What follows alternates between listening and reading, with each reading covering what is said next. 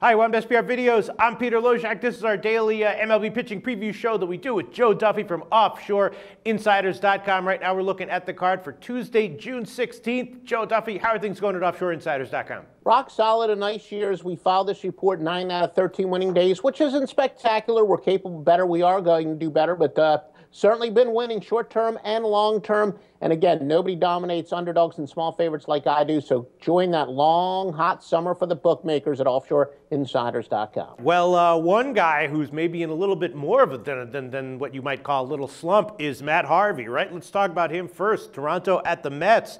Harvey starting 8 home runs in his last 4 starts. That's not a fluke. That's 4 starts. That's a lot of home runs, 20 runs in 25 innings.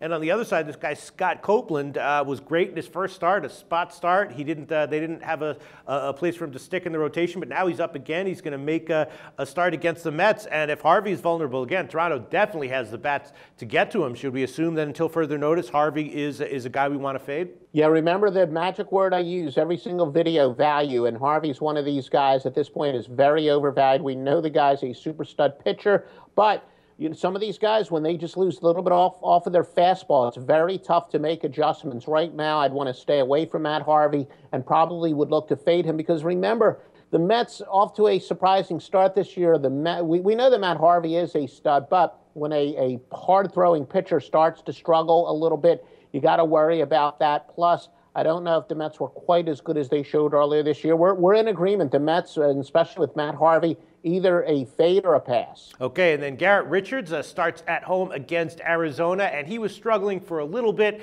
but he was very confident in his ability to do well going forward. His last start was better, and I'm thinking maybe we see another good start from him here at home against Arizona. Hellickson on the other side, always kind of iffy, always kind of vulnerable. Maybe the Angels will be a good bet here, and Richards is a good bet to have another strong start. He could be, but Jeremy Hellickson, you're right, he's not necessarily an elite pitcher, but as of late, he's 3-0 with a 3.28 ERA in his previous 4 starts, so he's not pitching all that poorly, so I don't know if this is the best time to fade Hellickson, but that might be a game that we'll take a look at some of the other metrics and maybe consider an under, at least put a light check mark next to it to study a little bit further. Okay, and then Charlie Morton's been very impressive. He's been getting it done. On the other side, Quintana for the White Sox also pitching well. Do we expect continued excellence from both these guys, and particularly Morton? Because at times in the past, Morton has been an auto fade, but right now he's pitching very well. He has. He's never actually faced the White Sox, and generally, the basic thought is that when a team faces a pitcher for the first time, the pitcher's at an advantage. That usually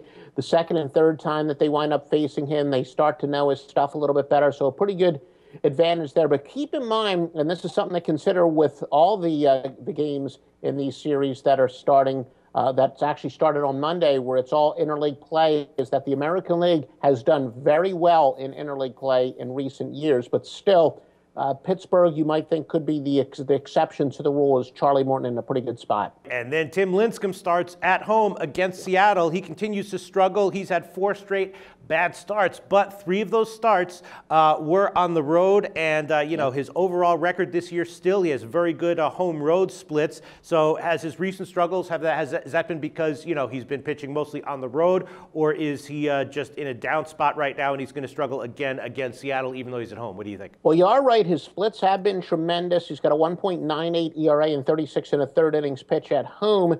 And, 214 batting average against at home compared to 263 on the road. But the reason why, I don't know if I'm going to go all that crazy about those home road splits. You often see them more with younger pitchers.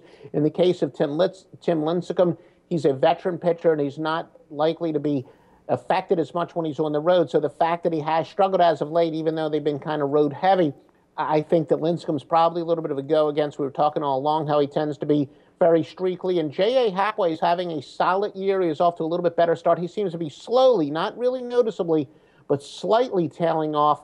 So I might lean towards a high-scoring game, but the reason I say only lean, I'm a little bit worried about Lincecum's home road splits, but I think both of these pitchers could be maybe towards the they're downtrending right now. And then two youngsters who have been doing phenomenally well in a brief period of time. Chichi Gonzalez for Texas. He'll be at home against the Dodgers. And then Vincent Velasquez at home against Colorado. Velasquez, dominated in Double-A this year, and then he threw 5 shutout innings in his first start in the majors. And Chichi Gonzalez has had 3 excellent starts in a row. Do we expect both of those guys to have another strong start here? Anyone looking at this card and they're thinking, what to expect from these guys? Well, Chichi Gonzalez especially has been unconscious. Teams are hitting only 176 off of him and only 105 by right-handed hitters.